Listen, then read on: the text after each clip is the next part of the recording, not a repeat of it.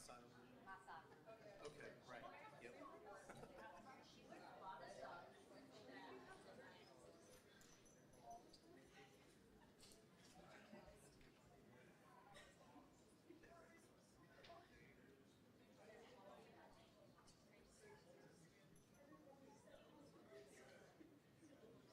Conference is going to be in Virginia Beach next week. I said, well, we could close the office for that one.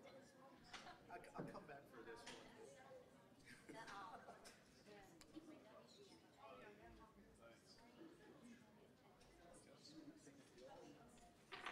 What's Jackie? She's in the back. How you guys doing? Good?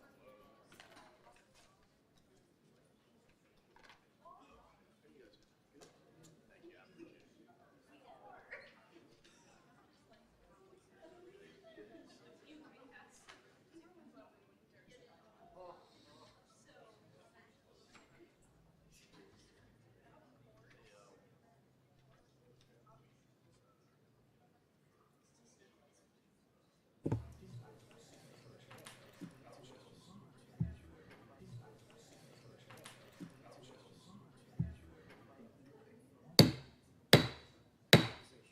I'll call the September meeting of the Farmville Town Council to order, and it's my privilege to welcome all of you tonight.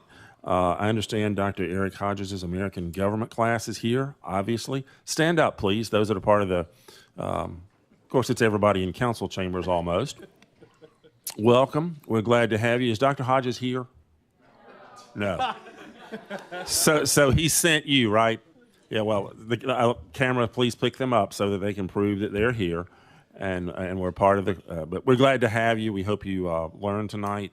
Welcome to Farmville. We hope you enjoy your time here in our town and spend lots of money. And we're glad you're here. Other guests, we're glad to have you as well. Pastor Austin Williams, are you there? You are. If you will, from the Baptist Collegiate Ministries, thank you for coming, and if you will kindly lead us in the invocation, after which Vice Mayor Reed will lead us in the Pledge of Allegiance. Let's go to God in prayer. Dear Heavenly Father, we thank you for all your many blessings. We thank you for the opportunity to be here tonight, Lord, as we do the business of the town. Pray that you be with the individuals here in this room tonight as they seek to lead, Lord. Just pray that you give them wisdom and discernment and just be present in the conversations and the decisions that are being made here tonight, Lord. And then I pray that you bring us all home safely. All this we pray and ask in your precious and holy name. Amen.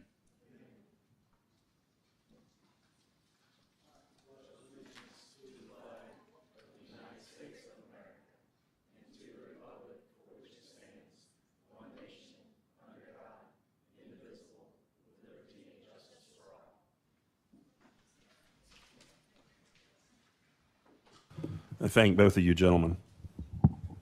Madam Clerk, if you would kindly call the roll. Mr. Vincent, Here. Mr. Reed, Here. Mr. Parrott, Here. Mr. Hunter, Here. Mr. Dwyer, Here. Mr. Cole, Mrs. Amos. Here. Thank you, ma'am. Mr. Davis, would you kindly introduce the new town employees? Yes, sir. Mayor and members of council, I'd like to ask Chris McAllister and Daniel Clark to come stand in front of the podium so that I can acknowledge them as our new employees with the town of Farmville. I'll start off with Chris.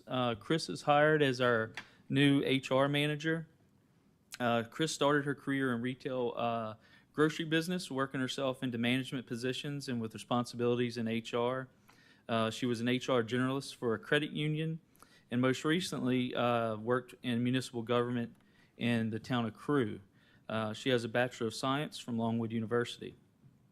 Daniel Clark, recently hired and started Monday as the new fire chief. He will take on the responsibility of helping us become a combination fire department instead of only a volunteer fire department. We'll still be strong in volunteers because they're the bread and butter of our department. But we will, over time, build a combination department that will have career and volunteers. He comes to us with 16 years of experience with the town of South Boston Fire Department. His last position with the department was as a captain. He has experience with a combination department. South Boston is similar in size, obviously, as us. They have 12 full-time career firefighters from the chief down, and then volunteers. And so he's been in that organization and knows how important volunteerism is, and he's been a volunteer firefighter himself in the past. With this, he set himself apart in the finalist category, and he has a Bachelor of Business Administration from Averett University. And I'd just like to welcome them here to the town of Farmville, and we look forward to working with them for many years to come. Chris and Daniel, welcome. You're both welcome to address council and the community if you like. Like you said it would. Just like to say go Lancers. Thanks, Larry. Good words. Go Lancers. Welcome. Glad to have you both on the team. Welcome to Farmville. Scott's a great person to work for, so I hear.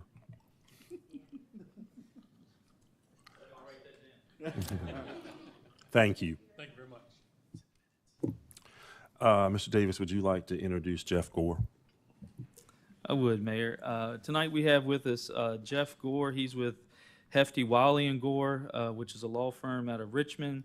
They predominantly practice in local government law, and the town council has contracted with them to represent the town in adjusting the charter and representing them in the General Assembly. Mr. Gore's here tonight to go over those changes, potential changes, and also the process for the General Assembly. Thank you, Scott. Good to Jeff, be- welcome. Yeah, thank you, Mr. Mayor. Good to be here tonight. I don't have a long presentation. I'm going to give an overview of the process with the General Assembly and the local process to get your charter updated. And then I'm going to hit the highlights of the draft that's in your packet, which is really just an update and a cleanup for the most part. And so that's my plan. I'll go through those. Stop me anytime if you have questions. Certainly can take questions at the end, and you can always follow up with me and through Scott later. As Scott said, yeah, our firm does local government law. I actually used to work in the General Assembly drafting charter bills. One of the first things I did at the General Assembly 20 years ago, and my mentor there is still there, and he's still doing this. I've already spoken to him, the attorney there, about what Farmville's planning, and I'll be following up with him between now and the General Assembly session. General Assembly has very good attorneys that work on these bills, make sure they get them right. So the process, there's two ways you can do this locally, as far as the local part of it.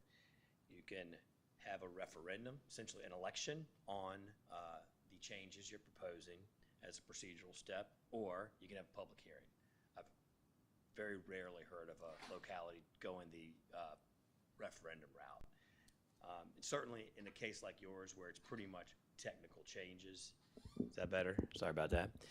Certainly in a case of the changes we're talking about tonight that are pretty run-of-the-mill technical updates, not really high-profile political or dramatic policy changes, referendum doesn't really make sense. So that I certainly recommend the public hearing route, and I think that is the plan from what I hear. But that's a procedural step that has to happen before the General Assembly will even take your charter bill up. So that's one of the first questions staff at the General Assembly is going to ask. It's one of the first questions the chairman of the charter committee is going to ask staff, whether or not the town has done all that. So I think you're on track to do that, assuming you all do approve, come to agreement on what you want to change, and do that public hearing. You'll have met that procedural hurdle. Once that is done, obviously you get a bill sponsor. Typically, the legislators that represent Farmville. I think we've already reached out to the offices of the delegate and the senator that represent Farmville, and they've indicated a willingness to work with the town. I don't think there's been a formal commitment. They haven't seen the bill yet, but we've already started that conversation. So I think that's typically how it would be done. And usually the legislators that represent a locality are the ones who will carry charter bills. So that's sort of the procedural part of it. As far as the proposed changes, I think in your packet there's a page and a half sort of bullet point highlights of the proposed changes, as well as a sort of clean version of what those changes would do. Let me just talk about that a little bit. So when we first received, I think last summer or last fall, when you all were first thinking about this, you were a little too close to the General Assembly session to really accomplish it. Mr. Davis sent us a draft you had been, or staff had been looking at, or you had been talking about. And so that was the basis, that's where we started from. We took that draft, we applied our experience, we researched the code, we figured out what was obsolete, things that could be removed, things that needed to be added. And at the end of all that, it was a lot of track changes, and your charter bill would be, if you do it that way, you're going to have a lot of stricken language and a lot of new language, and a lot of things are stricken just because they're moved. And that can create confusion at the legislature. And our recommendation is to have a clean charter. In other words, repeal the old one entirely and have a clean new charter bill. So everything will be shown as new language, even if it's not new, because there certainly are things that carry over that we don't recommend striking or changing. There are some of those provisions. So that's why what's in your packet is what would be a clean version. And it's shorter than what you had, and it's certainly shorter than what a charter bill would be if you have all the strike-throughs shown. And so I do have that, and I can get that to Mr. Davis. I do have a strike-through version that's about 3 times as long. If you do, want to look at that, we can get that to you. So just going through what the main substantive changes are. And I'm just going to run down the list that we provided that's already in your packet. Your existing charter has a description of town boundaries that I think is obsolete, and I think our recommendation is don't have such a detailed description of your boundaries. Your boundaries are established through the legal process to establish your boundaries. They're on record at the courthouse. To the extent you put something in the charter, if you ever change your boundaries for any reason, a voluntary change or a annexation or for any reason, then suddenly your charter doesn't reflect your boundaries. So that's one recommendation. The General Assembly has approved charter changes in recent years that don't have a detailed boundary description. So that's one recommendation. You'll see that reflected in the handout. Another thing we did was consolidate sort of the town authority provisions into one section. These days, most of your town powers are set forth in state code. So there's really no need to have an exhaustive list of powers and authority set out in your charter when the state code general charter provisions in Title 15.2 of the Code of Virginia are automatically, in a sense, incorporated in your charter. So you really only need to sort of acknowledge that, and then if you have a few unique things, you can set those out. But so we really consolidated the sort of town powers and basically referenced state law. And there are a few other things that you all had provided to us that I think are still in there, but nothing dramatic or unique. Elections, obviously, I think your charter doesn't reflect the number of council members you have, right? So it's important for it to be reflective of what the current status of your council, and that's a pretty significant change. It's just updating it to reflect your current setup and practice with elections and council seats.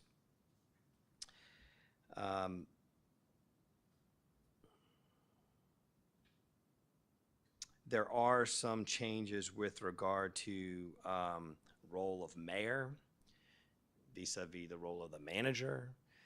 That's not unusual either, to have in old charters or in old municipal codes a mayor that essentially does the administrative role. And so to the extent there were provisions like that, obviously you have a professional manager set up now, Most municipalities have that in Virginia these days, but that doesn't mean their original charters or your code provisions, and we haven't looked at the code, but that's probably been updated. But to the extent your charter isn't, this updates that and sets forth the administrative powers that are typical of a professional manager. And they're pretty much drawn from state code. So it sort of makes that distinction between the role of the mayor versus the manager, and that just updates it to current practice and current law. Then there's a whole host of obsolete provisions that just don't make sense to be there anymore because you don't do it anymore, and there's no reason to. For an example of that is a power to appoint bail commissioners. That's not the process anymore. The power of the circuit court to appoint justices of the peace. That's not the practice anymore. The power to appoint a town sergeant. You have a professional police department now, as most municipalities your size do. So that's changed. There was a lot of provisions in your current charter about the treasurer role. Well, you have a finance director. That's not the setup you have anymore, so you don't need exhaustive provisions about the role of a treasurer that is not current practice.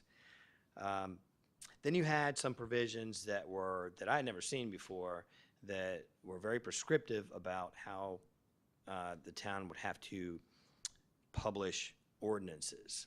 There was a whole authentication process that I frankly had never seen before. There was a publishing notice process post-adoption of the ordinance. And those all probably predate current FOIA provisions and current provisions in the code that really set out how you adopt ordinances and how you provide notice and things like that. Those were obsolete, so those are proposed to be removed. There was a six-hour notice requirement for special meetings. I've never seen that before. I mean, FOIA is pretty prescriptive, and as well as Title 15.2 talks about special meetings. And so that provision's made more consistent. It's made consistent with state law provisions. You don't typically need a 6-hour notice prescribed provision. There was a provision about council members forfeiting their seats if convicted of a felony. There's a whole area of state law on that.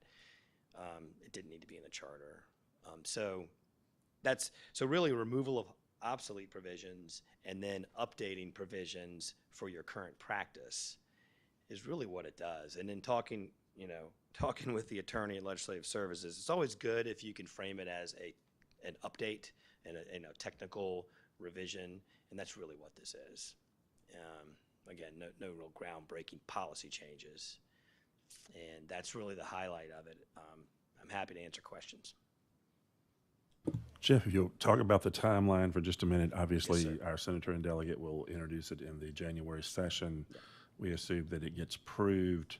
The governor still has to sign it, correct, the bill? Correct. A couple things, good question. A couple things I left out. So first, charter bills are first day introduction bills. So I think it's the second Wednesday in January by the Constitution is when session starts, 10th or 11th, I think it is. So this bill, if you all have the hearing, you all approve it, you get patrons, assuming all that happens, they will then submit it for drafting to Division of Legislative Services, and it'll be ready for introduction day one. It has to be. That's the process. And it is considered special legislation by the Constitution, and because it's addressing one specific municipality. And the significance of that is it requires a 2/3 vote to pass, which typically with a charter bill, that's not a problem. But just so you know, it's not a 51% majority. It's a 2/3, 67 in the House. So it is a 2/3 majority requirement. And it does become effective in due course, as the phrase goes, which means July 1. So that would be the effective date. Now, and Scott had asked me, what's the process for it to take effect immediately? That can be done. There's a process for that. It would require it to be framed as emergency legislation. Emergency legislation requires a 4/5 vote, is 80%. in the House. And that is done if there's really is an emergency. I mean, the General Assembly will do that, but they have to feel like it's compelling enough that that it has to take effect immediately. So there's a process for that. I don't And see charter that- bills are not considered emergencies. Typically not. Not this one. And so it would be July 1. July 1 would be the effective date. Yeah, that's where I was going, July 1. That's right. Do we have questions? Anybody have questions? Thank you, sir. We have a public hearing potentially next month, Okay. and then And go from there. I'll get with your manager on that. We gotta help the public notice. We can work on that with you. And so, yeah, if there's questions in the meantime, Scott knows how to get in touch with me. Once you look at the draft, if you haven't gone through it yet, if you want the tracked up version, we can get you that. Just let us know. Happy to do it, what you need. Thank you. Absolutely. Thanks.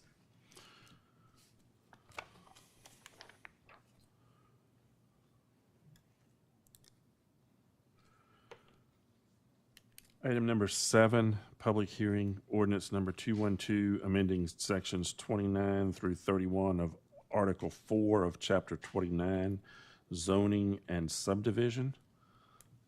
Mr. Davis? Yes, sir. This is, you've seen this, at last month, it was 2 different zoning chapters that were gonna be changed. This is the signage one. And so we brought that back to you in a separate ordinance, actually the same ordinance number, retracting the other item. And so it needs to have a public hearing. It already had that at the planning commission level and passed. And so it needs it at the council level, a public hearing before you can adopt it or not adopt it. So can we have that tonight? Yes, this is the public hearing. Okay. hearing portion. Yeah, it wasn't clear to me. So we'll open the public hearing. Does anyone wish to speak to ordinance number 212? Don't everybody speak at once. Okay. Hearing and seeing no one, we'll bring that public hearing to a close. And move to item 8, public comment period. Madam Clerk, do we have anyone that has signed up to speak in the public comments? No, sir, no one signed up. Anyone wishing to speak who did not sign up? Okay. Item number 9, the consent agenda. Does anyone wish to pull anything out of the consent agenda? If not, do I hear a motion to approve the consent agenda? I make a motion to approve the consent agenda as presented. Second. Motion and second. All in favor? Aye. Any opposed? Ayes have it. Request approval of the finance report. Madam Finance Director? Good evening. You have the August finance report in front of you. You'll notice that the total unrestricted funds are down from prior month, and this is mainly due to the purchase of some fixed assets, such as a truck with the dump body and the street sweeper, along with moving the $150,000 to the set aside. Also, under the restricted funds, the 911 wireless and E911 reserve both declined in August, and that's due to paying for the dispatch radios that were committed in fiscal year 22. And I wanted to also point out that since we moved that money to LGIP this past month, we earned $15,533 in investment income. So that's a big Fantastic. big thing. I also would like to advise council that we're going to be transferring $250,000 from the sewer fund to the general fund. You've already approved this when you went through the budget process because it's budgeted for $600,000, and we're hoping that we only have to move this amount, but I'm not promising in the future that we might not run into more needs. But right now, what we're projecting is that we only need to move $250,000 over. So I just want to let you guys know that we're going to be doing that in September. So you'll see that in the September report. And if you remember, we do that every year because of a cash flow until we get taxes in December. Any questions? Hear a motion to approve the finance report. So moved. Second. Motion and second. All in favor? Aye. Any opposed? Ayes have it. Number 11, old business. 11A, request adoption of ordinance number 212, amending section 29-31 of Article 4 of Chapter 29, zoning and subdivision. I don't have any comments, Mayor, other than this adjusts, I think I gave the explanation last month, this adjusts what we've heard from business owners and other places from our original zoning ordinance 2 years ago to make it a little more friendly for certain signs in business areas. Do I hear a motion? Move that we adopt ordinance number 212, amending section 2931 of Article 4 of Chapter 29, zoning and subdivision. Second. Motion and second. Any additional discussion? If not, Madam Clerk, would you call the roll? Mr. Hunter, Yes. Mr. Dwyer, Yes. Mrs. Amos, Mr. Vincent, Yes. Mr. Reed, Yes. Mr. Parrott. Yes. On unanimous vote, the measure is passed. Thank you, ma'am. Item 11B, request adoption of Resolution 2022-09-01, providing American Rescue Plan Act funds for general government use. Mr. Davis?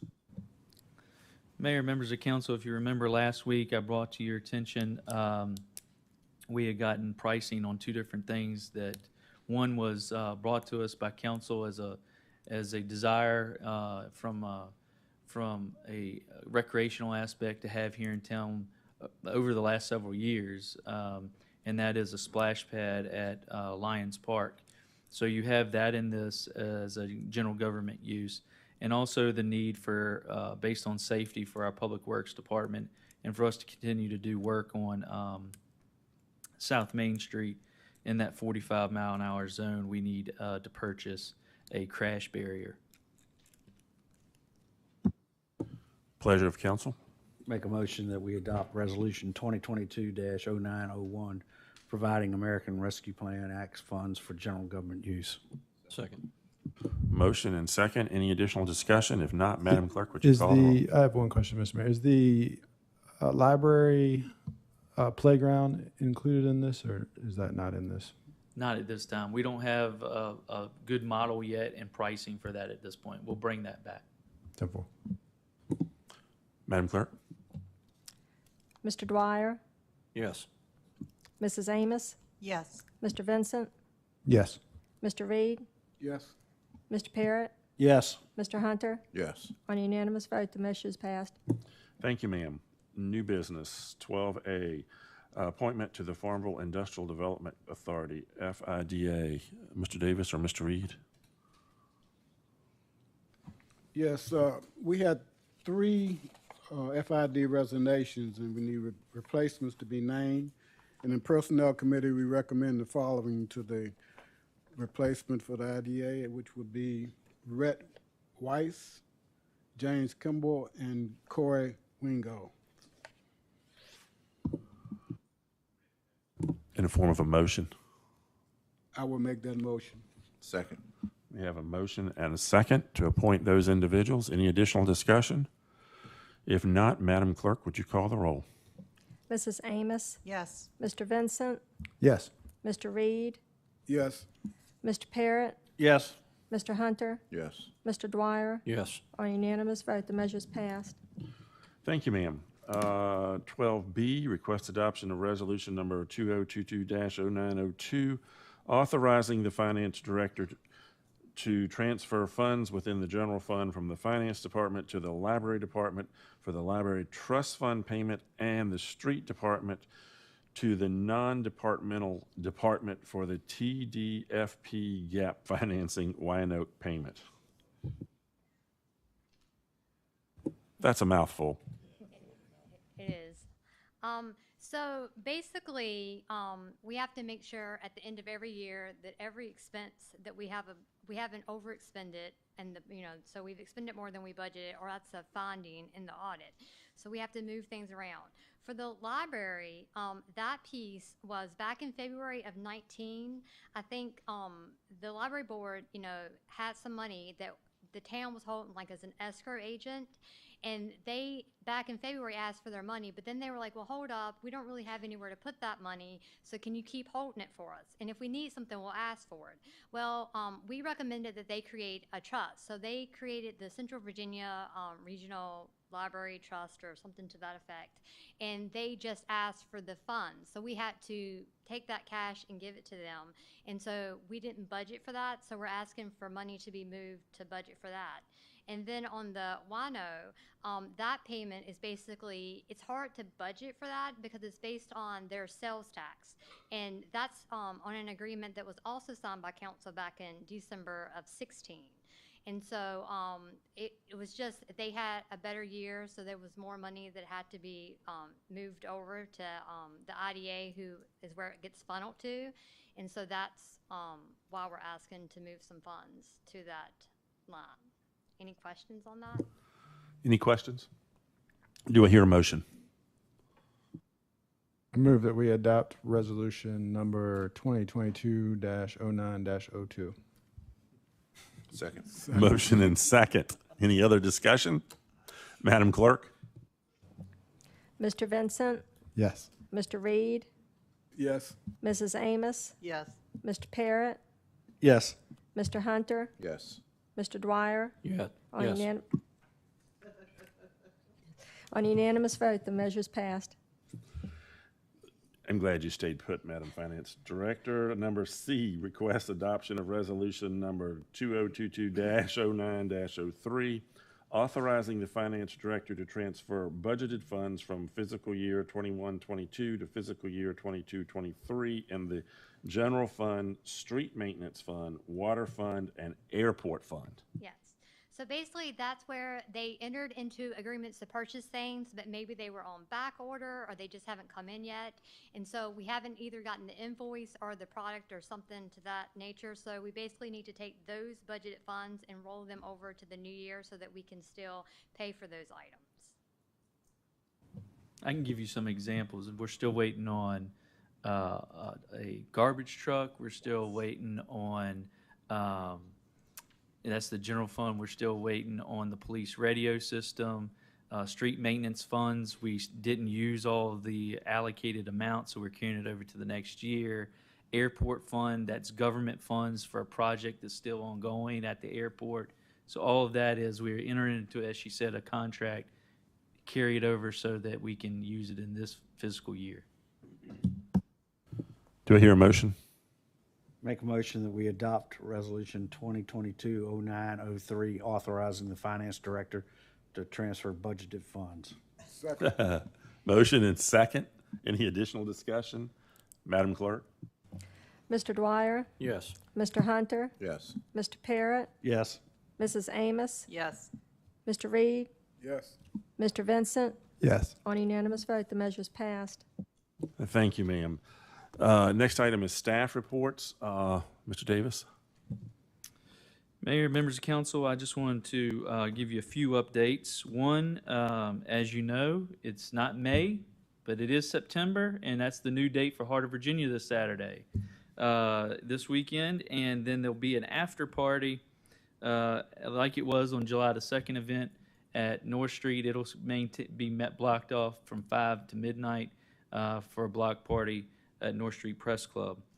Also, that Friday night, the Heart of Virginia Festival Committee will team up with the Jaycees and have a concert at Riverside Park, which is what they normally do instead of the first Friday of which would have been May. Now it's September, to have the joint event together before the Heart of Virginia. I just wanted to let y'all know that we'll be going through a capacity study for the Belmont Pump Station. We're in need of doing that to make sure that we currently have sufficient capacity for what we have there, any future use, and we have an agreement from years past with a landowner with undeveloped property that needs a reserve of 50%. And so we're seeking an engineering firm to do that capacity study. We're also getting a load rating study on a portion of our road out here on 4th Street that goes over Grosses Creek. If you'll notice, there's been a tape up and a sign not to walk on that portion of the sidewalk. That's just to be safe. We found that we may have some issues with the bridge that's underneath that roadway. Many people may not know that there is a bridge underneath that roadway, but there is. And so we need to look at some of the work of that infrastructure, and part of that is to get a load rating study done, and we may be in the future needing to another ARPA spending of replacing that bridge. It is not a, just so you know, it's not a bridge that meets the VDOT standard to be reported to them, or that they would cover out of state of good repair funds. So it would be, it's going to be a town expense for that to be done. I signed the contract for the paving of the parking lot in front of the Mary Branch and the Elks Lodge. We're just waiting on the paver to give us the date of when that'll be paved. And one last thing, hopefully you all will come out and celebrate our employees tomorrow. We have an employee luncheon from 11 to 2 at Wilkes Lake Island. Welcome y'all to come. Thank you, sir. Mr. Atkins? Ready for this weekend. Any other staff have anything? If not, we'll go around the table. We'll do committee and whatever else. Mr. Hunter?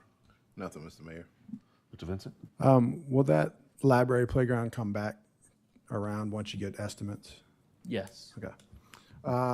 Just a couple of points of clarification. I know I had answered a few questions with folks about the splash pad ARPA project.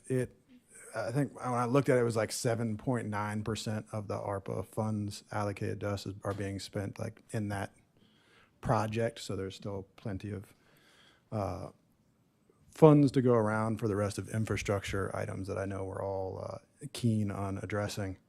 And then as far as the Heart of Virginia, I am signed up to run the 10K on Saturday morning. So if anybody wants to come out and try and beat your council member in a 6-mile race, bring it on. And that's all I've got. Thank you, sir. Mr. Parrott? Not a thing. Mr. Dwyer? Nothing, Mayor. Mr. Reed? Not a thing. Ms. Amos? Nothing, sir. Y'all are a quiet bunch. Anybody else have anything? Mr. Davis?